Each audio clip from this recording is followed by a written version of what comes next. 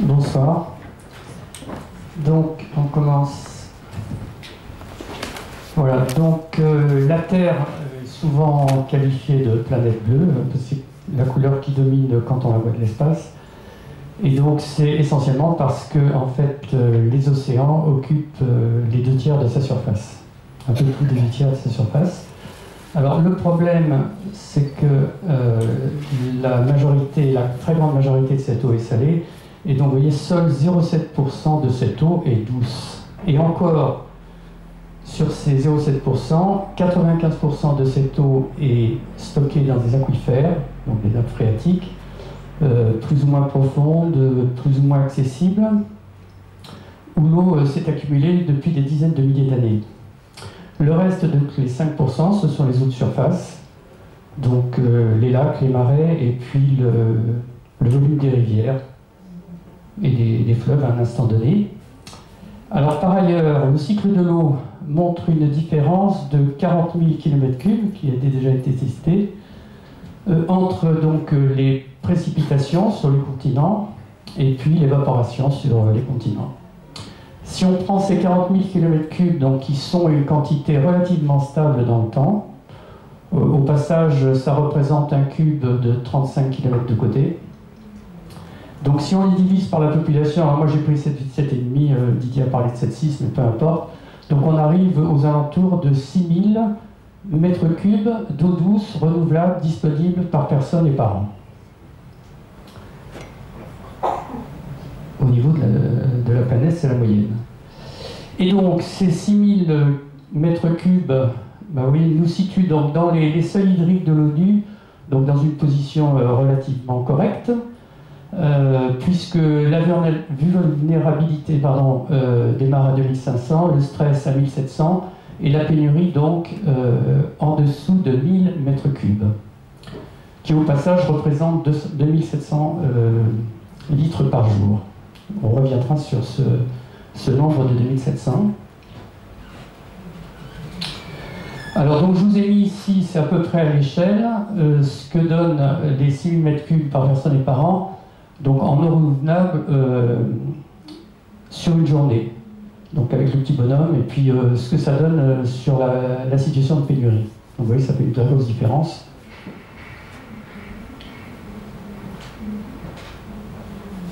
Et donc, ça ne bouge plus.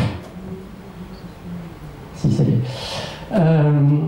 Donc, on voit maintenant l'utilisation de l'eau douce. Pour 70%, donc c'est l'agriculture. 20% l'industrie et les services, et seulement 10% pour l'eau domestique. Avec un petit zoom sur l'usage domestique, donc il nous faut 2 litres pour ne pas mourir de soif. Avec 25 litres, on s'occupe de la cuisine et l'hygiène. On est dans une bonne situation à partir de 100.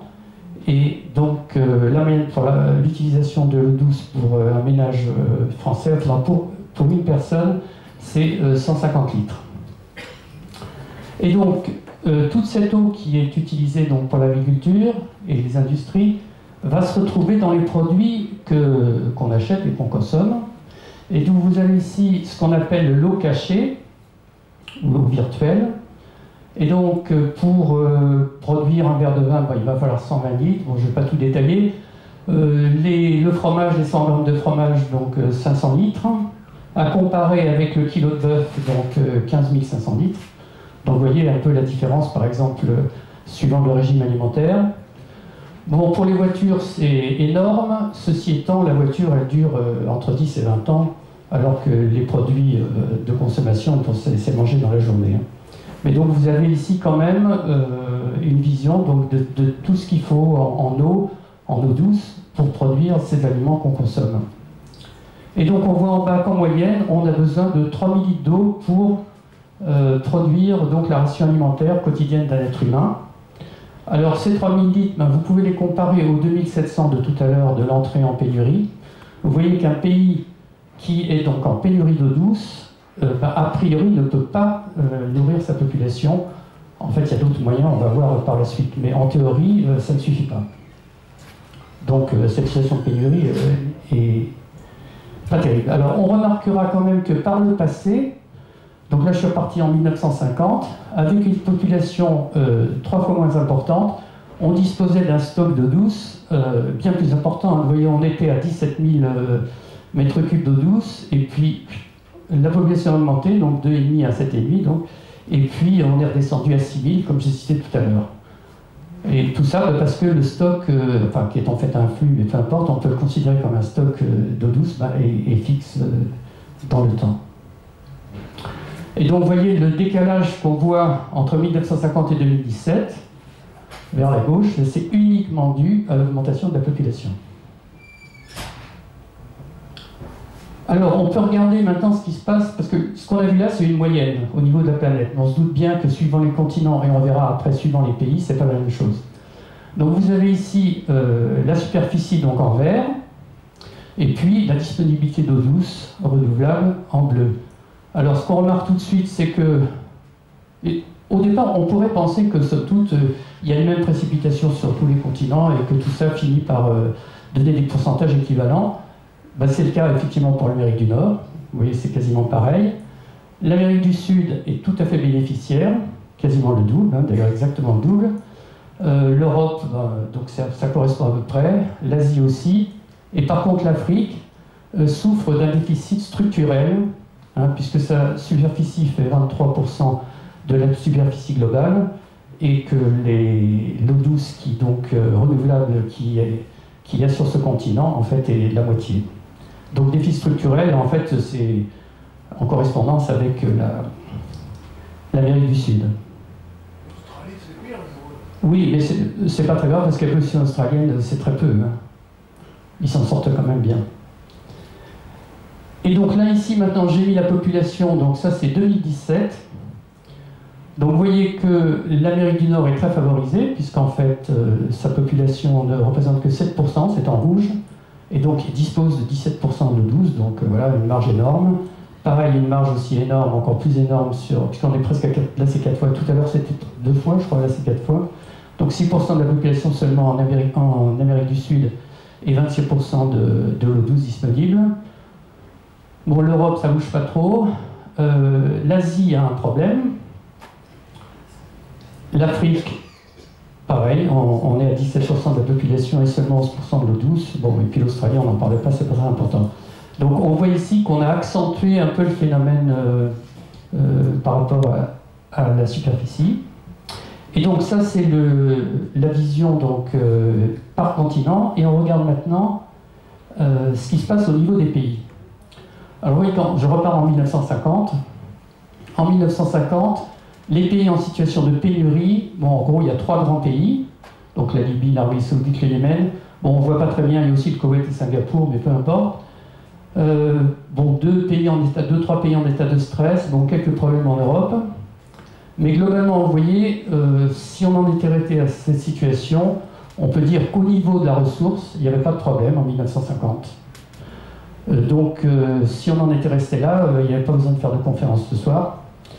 Alors attention, il n'y avait pas de problème au niveau des ressources, mais il y avait quand même des problèmes d'eau douce dans un grand nombre de pays, parce que ceux-ci n'étaient pas capables de mobiliser leurs ressources. Il faut bien comprendre, parce qu'en fait, éventuellement, il y avait des problèmes de gouvernance, des problèmes de corruption, même une inadaptation entre, disons, le développement et la quantité de population, mais la ressource était là.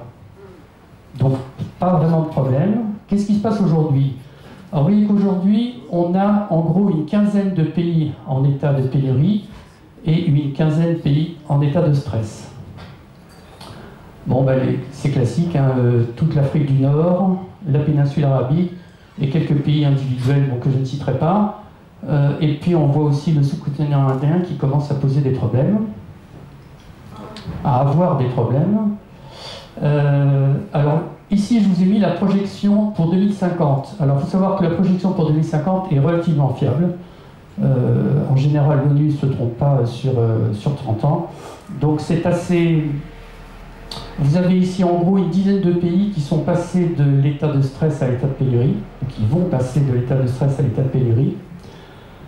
Et donc, ça se concentre, on voit bien, le problème vient en Afrique. Alors, si on regarde bien pourquoi il y a ce problème en Afrique, je vous rappelle que donc, en 1950, la population de l'Afrique, c'était 250 millions d'habitants. En 2050, on prévoit 2,5 milliards. Ça veut dire une multiplication par 10 en un siècle. Donc, pour vous donner un exemple, la population qui vit sur le territoire français a aussi été multipliée par 10, mais en 2000 ans.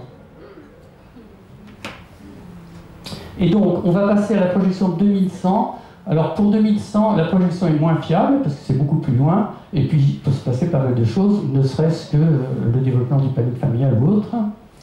Et donc, vous voyez, pour 2100, l'Afrique, il reste plus qu'une petite poche en Afrique de l'Ouest, là, autour de la Guinée, Afrique centrale, et puis un petit peu en Afrique australe. Tout le reste est soit en pénurie, soit en stress. Toute la péninsule arabique, le problème du sous-continent indien, donc Pakistan et Afghanistan. Donc voilà pour ce qui concerne l'eau douce. Alors évidemment, quand on voit ça, on se dit c'est catastrophique. Bon, c'est vrai que c'est pas terrible, seulement il y a quand même moyen de faire face à la pénurie d'eau douce, et c'est ce qu'on va voir maintenant. Alors, première méthode consiste à aller puiser dans les aquifères, donc puiser dans les nappes phréatiques, au-delà de ce qui est renouvelable. Donc c'est ce qu'on appelle l'eau fossile. Et c'est la solution qui a été adoptée par les Libyens. Donc ça a commencé sous le colonel Kadhafi. Il a créé, donc il a fait construire la grande rivière artificielle. Donc en puisant dans l'aquifère libyen, vous voyez 150 km3, ça fait presque 4 fois l'eau douce renouvelable sur la planète. Donc ils en ont quasiment pour un siècle. Mais bon, dans un siècle, alors c'est loin un siècle, hein, mais ils en auront plus. Hein. De plus, voilà, le coût des travaux, 40 milliards de dollars. Donc vous voyez, c'est réservé à des pays qui ont des devises, qui ont de l'argent. De plus, la Libye, c'est quand même un pays qui a une population très faible, hein, c'est 6,5 millions d'habitants. Donc vous voyez, on peut effectivement avoir de l'eau pour la Libye pour un siècle, seulement ça coûte très cher et c'est réservé à un pays qui est quand même une population pas trop importante. Alors, on ne va pas se fâcher avec la Libye, on va voir le cas des USA, donc c'est un peu pareil. Là, ici, c'est un aquifère qui, pour le coup, se renouvelle, mais on puise dedans plus vite qu'il se renouvelle. Donc, vous voyez ici, je vous ai mis approvisionnement 2 millions d'habitants, qui irrigue en gros un quart des terres, et qui pourrait être épuisé d'ici une cinquantaine d'années. Alors, autre problème, alors non, je vous ai mis ici une vision donc, des aquifères, les eaux souterraines, donc vous voyez, on retrouve toute l'Afrique du Nord, la péninsule arabique et donc le sous-continent indien, où on puise au-delà des 100%. Donc en fait, on diminue, on fait baisser donc, les nappes phréatiques. Le cas de l'Inde, alors vous avez à la fois le niveau des nappes phréatiques qui est important, donc ici on voit bien semi-critique, critique surexploité, mais vous avez aussi leur qualité. Parce qu'en fait l'Inde, il y a eu la révolution verte donc en Inde, c'est-à-dire surtout irrigation et puis les engrais, et en fait évidemment ça se diffuse dans le sol et ça vient polluer les nappes phréatiques. Donc c'est l'autre problème avec les nappes. Et donc, je vous donne une deuxième solution donc, qui consiste à déplacer les eaux. Alors, les eaux renouvelables. Hein. Tout à l'heure, Kadhafi faisait déplacer les eaux fossiles. Ici, c'est un exemple donc, qui est durable. Alors, c'est l'exemple du canal de Provence. Donc, très intéressant, parce que de toute façon, sur la côte, on ne pourrait plus se contenter des sources, évidemment, il y a plusieurs millions de personnes, ni même du débit des fleuves qui s'arrête en fait en été. Donc, on a construit des barrages en amont, et puis tout un système de canalisation et donc, ce système, donc c'est très très bien, sauf que ça coûte très cher à construire. Et puis, vous voyez, l'échelle, j'ai mis 25 km, c'est en gros de l'ordre de 100 ou 200 km. Donc oui, on peut déplacer les eaux, c'est bien, mais ça demande des investissements, donc c'est plutôt réservé à des pays développés. Et puis malgré tout, ce n'est pas des distances très importantes. Alors, autre solution pour déplacer l'eau, ben, c'est par mer ou par air. c'est bien évidemment réservé à des cas extrêmes. Donc je vous ai mis ici l'ouragan Irma, donc où on a approvisionné l'île de Saint-Martin, où j'ai appris d'ailleurs, comme vous, que l'île de Saint-Martin, évidemment, ne pouvait pas approvisionner sa population. Il y a quelques sources, peut-être on peut approvisionner 1000 ou 5000 personnes, mais tout le reste, en fait, c'est une usine de dessalement. Et donc, nouvelle solution pour, voilà, pour trouver de l'eau, c'est de dessaler l'eau de mer. Donc l'exemple type, c'est l'Arabie Saoudite, qui, on l'a dit tout à l'heure, était déjà en état de stress en 1950. Donc aujourd'hui, vu sa population, l'eau douce renouvelable disponible, c'est 200 litres par personne et par jour. Donc vous voyez, en gros, c'est la consommation domestique. Donc ça ne suffit pas. Donc l'Arabie Saoudite, depuis déjà plusieurs dizaines d'années, elle était pionnière dans ce domaine, a construit des usines sur ses côtes. Oui, il y en a en gros une quinzaine, je ne sais pas. Plus évidemment les tuyaux qui amènent à l'intérieur dans les grandes villes. Problème de ce système, c'est que c'est très coûteux énergétiquement. Vous voyez ici 350 000 barils par jour, ça représente 3% de sa production de pétrole. Et évidemment, le système utilisé principalement d'Arabie Saoudite, c'est la distillation. Donc on chauffe, enfin c'est ce qu'on apprend dans les classes de collège, hein. Ensuite il y a la vapeur, on refroidit, etc. Donc c'est très coûteux énergétiquement et donc c'est évidemment du CO2 qui participe au réchauffement. Donc ça aurait dû rester relativement confidentiel, le dessalement. Or, qu'est-ce qu'on voit aujourd'hui? Eh bien, 1% de l'eau douce consommée dans le monde est issue d'un dessalement. Donc, principalement dans l'Arabie Saoudite, bon, ça date de 2008, mais ça reste valable. Les Émirats qui sont juste à côté, même les États-Unis, donc ça c'est la Californie, et l'Espagne, donc c'est la région de Catalogne, donc il y a une très grande usine aussi. Donc vous voyez, c'est un peu dommage d'utiliser autant d'énergie pour créer en fait de l'eau douce. Alors il y a un autre système que la distillation, c'est l'osmose inverse. Là on pousse l'eau, enfin il y a un canal de pression et ça passe à travers des membranes. C'est un petit peu moins coûteux énergétiquement. Donc ici, ben oui, c'est un peu la même chose. Donc vous voyez les États-Unis, sont cités je crois que 6 ou 7 pays. Donc on retrouve l'Espagne, les États-Unis, Émirats, Koweït, Arabie Saoudite et Japon. Ça c'est sur toute la planète. Oh, alors autre problème du dessalement, c'est la saumure. Hein, c'est-à-dire que qu'est-ce qu'on fait du sel et de toutes les impuretés qui sont mises de côté? En général, c'est renvoyé dans la mer, en espérant qu'il y ait un courant. La plupart du temps, il y en a un. Et hop, ça pollue en fait toute la faune et la flore sous-marine sur des dizaines de kilomètres. Donc c'est évidemment pas écologique. Et ce qui est un peu dommage, c'est que dans ces pays, ben, on fait de l'agriculture avec soit cette eau dessalée, soit l'eau fossile. Alors là, vous avez une photo qui a été prise depuis la station spatiale. Alors c'est très joli à voir, mais c'est pas très écologique. Alors, tous les ans, le 22 mars, vous avez la journée internationale de l'eau, donc c'est une journée de l'ONU. Et le thème en 2017, c'était donc pourquoi gaspiller l'eau, les eaux usées et les différents moyens de les réduire et de les réutiliser. Et donc on va voir cet aspect, donc ça c'est quand même très intéressant. Nouvelle solution qui consiste à traiter l'eau, les eaux usées.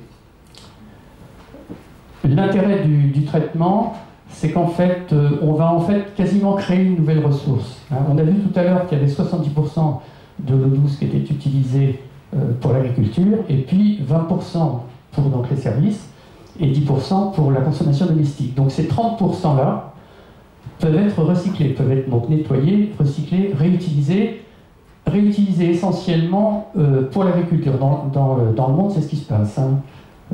Donc ça permet donc d'avoir en gros 30% de la ressource en plus. Ici, par exemple, sur la région parisienne, le traitement de l'eau douce se fait donc avec on va voir après effectivement. L'eau est réinjectée dans la Seine, quitte à être d'ailleurs repompée plus en aval. Hein. Apparemment, elle n'est pas réutilisée pour l'agriculture. Alors, je vous ai mis ici un certain nombre de chiffres. Donc, pour les pays développés, 70% des eaux usées sont retraitées. Dans les pays en voie de développement, seulement 8%. Donc, c'est pour ça que l'ONU s'est emparée du sujet, parce que c'est vraiment... Il y a une ressource, d'ailleurs, elle parle d'or noir, de nouvelle or noir. 90% dans le monde sont rejetés sans traitement. Donc là, il y a un grand travail à faire, et donc on peut récupérer une ressource, essentiellement pour l'agriculture, c'est ce que je disais. Alors vous avez ici, j'ai cité donc le cas de Singapour. Alors Singapour, c'est intéressant. Alors vous ne devez pas voir lire, donc je vais le dire. Vous avez 35% de l'eau de Singapour qui vient de la Malaisie, 20% qui vient de l'eau de pluie, 15% de la désalinisation, donc ils utilisent toutes les méthodes. Et puis, donc, ils recyclent 30% de l'eau, enfin ils recyclent toute leur eau usée, mais ça correspond à 30% du global. Et donc, c'est vraiment intéressant, et Singapour est souvent donné en exemple, à juste titre. Par contre, il faut bien voir que Singapour, c'est un petit peu le coup de tout à l'heure, vous avez une très faible population, 6 millions d'habitants, et puis une surface très faible. Et Singapour est un des États les plus riches de la planète. Donc voilà, c'est très intéressant ce qu'ils font, mais quand vous entendez parler, vous voyez, c'est un cas particulier qui n'est pas extensible aux pays en voie de développement, surpeuplés, etc. Il n'empêche que c'est quand même un cas intéressant et qu'il faut citer. Et donc, la dernière solution consiste en fait à économiser l'eau. Évidemment, c'est comme pour les énergies. Donc, les façons d'économiser l'eau, vous les connaissez. Au niveau individuel, ça passe de la douche, au lieu du bain, du lavage des voitures qu'il faut éviter, de l'arrosage des jardins, etc. J'y reviens pas trop. L'économie, évidemment, la plus intéressante, c'est pour l'agriculture, puisqu'on a vu que 70% de l'eau douce allait à l'agriculture. Et donc, il y a des systèmes, le fameux goutte à goutte. Donc, au lieu d'inonder les champs, voire même d'asperger, comme on a vu, il y a une photo, l'aspersion est aussi intéressante, mais le goutte à goutte, c'est encore beaucoup mieux. Bon, ça nécessite des tuyaux, tous des aménagements, mais donc c'est très bien. Et puis, vous avez aussi toute une série de systèmes ingénieux, donc les hydro-rétenteurs. Donc, en fait, ce sont des granules qui sont mis sous les plantes, et puis l'eau y reste et la plante puise dedans. Mais évidemment, une façon d'économiser l'eau, ce serait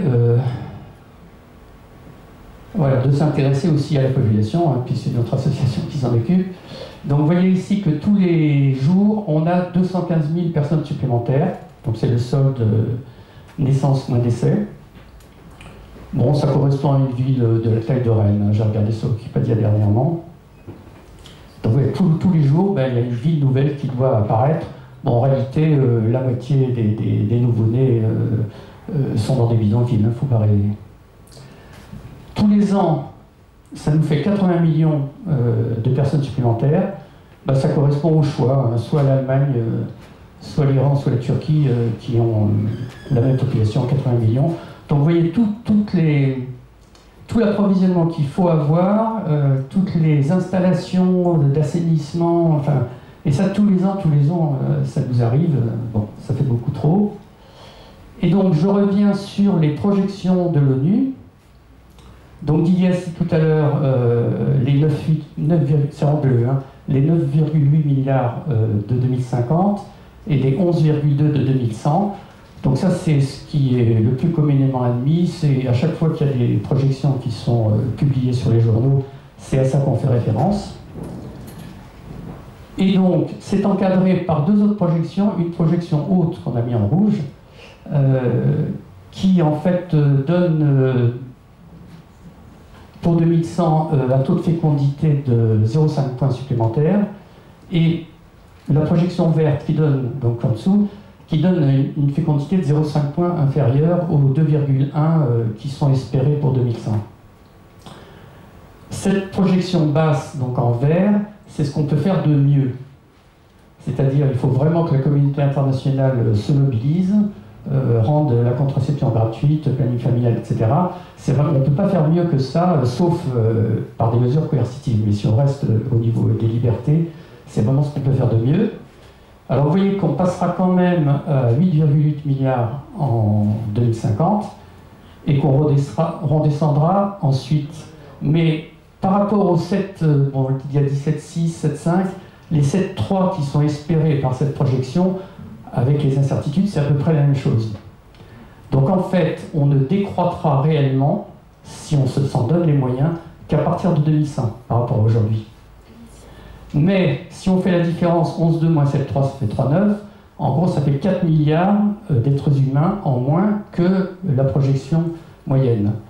Donc si on peut faire cette économie de 4 milliards de personnes, il est évident qu'on résoudra en partie les problèmes posés sur l'eau et sur tous les autres problèmes, que ce soit le climat, la biodiversité, etc.